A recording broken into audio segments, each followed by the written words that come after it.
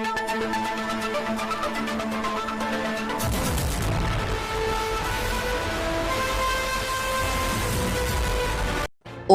Scrap dealer association சங்கத்தின் நிர்வாக குழு கூட்டம். கிருஷ்ணகிரி மேற்கு மாவட்டம் ஓசூர் மாநகரம் ஓசூர் ஸ்கிராப் டீலர்ஸ் அசோசியேஷன் சங்கத்தின் பொதுக்குழு கூட்டம் ஓசூர் பெங்களூர் தேசிய நெடுஞ்சாலையில் உள்ள சங்க அலுவலகத்தில் நடைபெற்றது. இக்கூட்டத்தில் அரசு பதிவுத்துறை சட்டங்களுக்கு உட்பட்டு 3 வருடங்களுக்கு ஒருமுறை நிர்வாக மாற்றம் செய்யப்பட்டது. இந்த பொதுக்கூட்டத்தில் 3வது முறையாக தலைவர் கே. முருகன் அவர்கள் தேர்ந்தெடுக்கப்பட்டார்.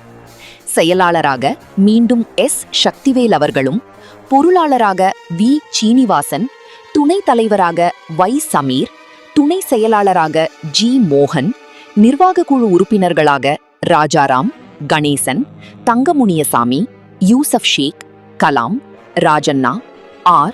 முருகன், செல்வமுருகன், சிவகுமார் ஆகியோரும், செயற்குழு உறுப்பினர்களாக பெருமாள், அழகர்சாமி, குமார், கணேசன், சீனிவாசன், ஏ.ஜி. கணேசன், எஸ். அழகர்சாமி, சந்திரமுருகன், இளங்கோ, சாமிநாதன், பண்டுகமூர்த்தி, யாக்கூப், கலைமோகன், வேல்முருகன், மணி, முனிராஜி, செந்தில், பத்மா, பாஞ்சாலி ஆகியோர் ஒருமனதாக நியமிக்கப்பட்டனர். இந்த சங்கத்திற்கு ஆலோசகர் கே. சாமி. இக்கூட்டத்தில் கலந்து கொண்ட அனைவருக்கும் மேலாளர் ஜெயபால் அவர்கள் சங்கத்தின் வளர்ச்சிகள் பற்றி சிறு உரையாற்றி நன்றி கூறினார். அனைவருக்கும் வணக்கம்.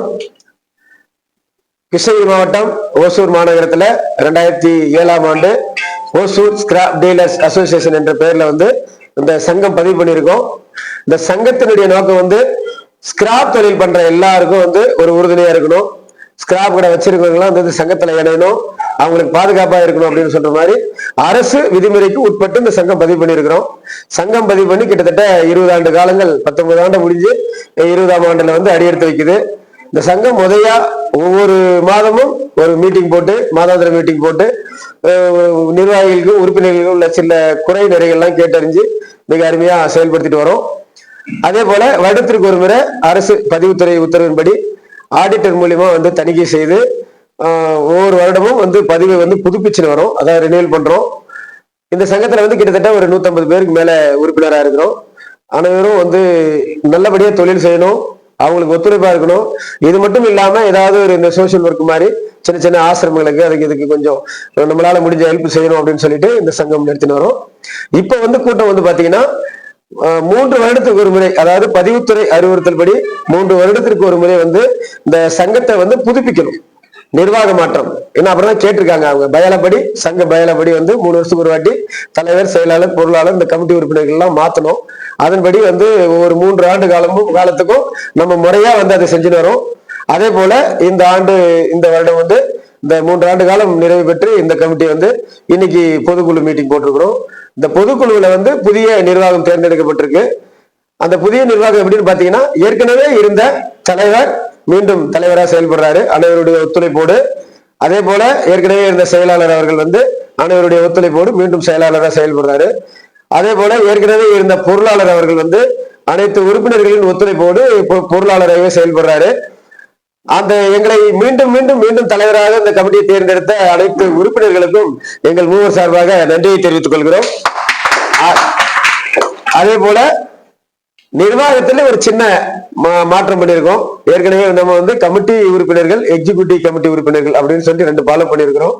அதுல அந்த கமிட்டி உறுப்பினர்கள் 7 பேர் 9 பேர் அப்படியே தொடர்றாங்க. அதுக்கு சின்ன மாற்றம் பண்ணியிருக்கிறோம்.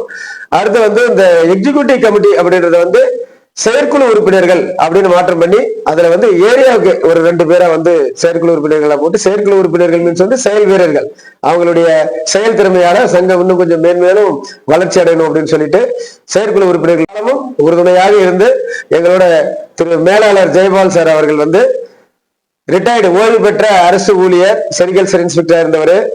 இன்னும் அரசு ஊழியர் சங்கத்துல இன்னும் ஒரு பொறுப்புல இருக்கிறாரு, அரசு ஊழியர் சங்கம். அவர் இருக்கிறது நம்ம சங்கத்துக்கு ரொம்ப பெருமையா இருக்குது.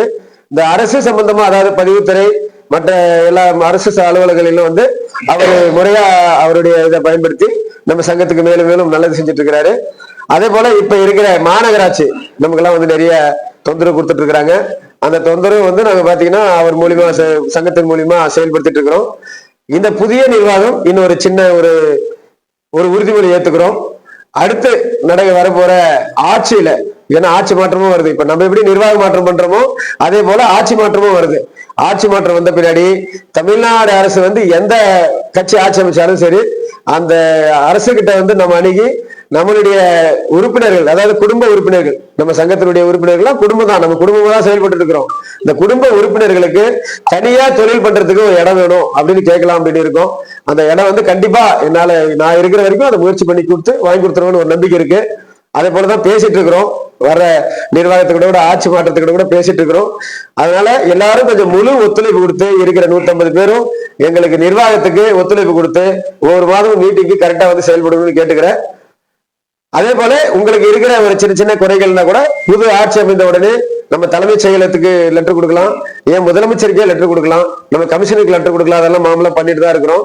நம்ம தேவைகளை நாமளே பூர்த்தி பண்ணிக்கலாம் அரசு மூலியமா. மீண்டும் மீண்டும் இப்ப இந்த நிர்வாக குழுவுல மாற்றி அமைச்சிட்டு இருக்கிற செயற்குழு வீரர்கள், செயற்குழு உறுப்பினர்கள் மற்றும் கமிட்டி உறுப்பினர்கள், என்னுடன் பயணித்துக் கொண்டிருக்கின்ற பொதுச் செயலாளர், பொருளாளர், துணை தலைவர், துணை செயலாளர் அவர்களுக்கும் எங்களுக்காக மீண்டும் மீண்டும் இந்த பொறுப்புக்கு வாய்ப்பு கொடுத்த உறுப்பினர்களுக்கும் மிகுந்த நன்றியை தெரிவித்துக் கொண்டு இந்த கூட்டத்திற்கும் சங்கத்திற்கும் மிக மிக உரிமையோடும் அன்போடும் பாசத்தோடும் பாடுபடுகின்ற நம்முடைய மேலாளர் திரு ஜெயபால் சார் அவர்களை மனதார பாராட்டுவதோடு, அவர் கிட்டத்தட்ட பாத்தீங்கன்னா இங்க இருந்து இல்லைங்க 600 கிலோமீட்டர் அங்கிருந்து நமக்காக ஒரு செயல்படுத்திட்டு இருக்கிறாரு. அவருக்கு மீண்டும் எல்லார் சார்பாகவும் நன்றியை தெரிவித்துக் கொண்டு, இந்த சங்கம் மேலும் மேலும் இன்னும் பல மடங்கு உயர, உங்களுக்கு மேலும் மேலும் நாங்கள் பல மடங்கு சேவை செய்ய இதே போன்ற ஒத்துழைப்பு கொடுக்கும்படி நிர்வாகிகளாகிய உங்களையும், உறுப்பினர்களாகிய உங்களையும், கமிட்டி குடும்ப உறுப்பினர்களாக உங்களையும் மீண்டும் மீண்டும் தரம் தாழ்த்தி சிரம் தாழ்த்தி கரம் கூப்பி கேட்டுக்கொள்கிறேன். நன்றி, வணக்கம். உங்க பேரு பேசல சொல்லுங்க. என் பேர் முருகன். மீண்டும் தலைவரா கிட்டத்தட்ட ஒரு 6 வருஷமா இருக்கிறேன். 2012 இருந்து செயலாளரா இருந்தேன், பொதுச் செயலாளரா இருந்தேன். 2019 தலைவர், ஏற்கனவே இருந்த தலைவர் மறைஞ்சிட்டாரு. அதுக்கு பின்னாடி 2019 தலைவரா இருக்கிறேன். இது 3வது முறையாக மீண்டும் என்னை தலைவரா தேர்ந்தெடுத்திருக்கிறீங்க. உங்களுக்கு மீண்டும் மீண்டும் ஒரு கோடி நன்றி தெரிவித்துக் கொள்கிறேன். செயலாளர் திரு சக்திவேல் அவர்கள், பொருளாளர் திரு சீனிவாசன் அவர்கள், ஆலோசகர் கே சாமி மற்றும் நிறைய பேர் இருக்கிறாங்க, எல்லாரையும் சொல்லணும். அதனால எங்களை உங்களுக்கு செயல்படுத்திட, அதாவது உங்களுக்காக செயலாற்றிட எங்களை தேர்ந்தெடுத்த குடும்ப உறுப்பினர்களாகிய உங்களுக்கு நன்றியை தெரிவித்துக் கொள்கிறேன். நன்றி, வணக்கம்.